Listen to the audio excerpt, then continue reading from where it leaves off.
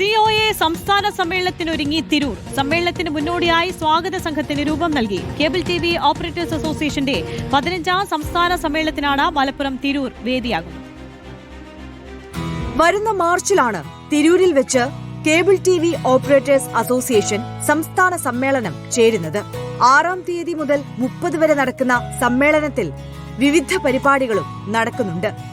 ഇതിനു മുന്നോടിയായി വിപുലമായ സ്വാഗത സംഘത്തിന് രൂപം നൽകി. തിരൂർ വിഷൻ ടവർ ഹാളിൽ ചേർന്ന സ്വാഗത സംഘ രൂപീകരണ യോഗം കുറുക്കോളി മൊയ്തീൻ MLA ഉദ്ഘാടനം ചെയ്തു.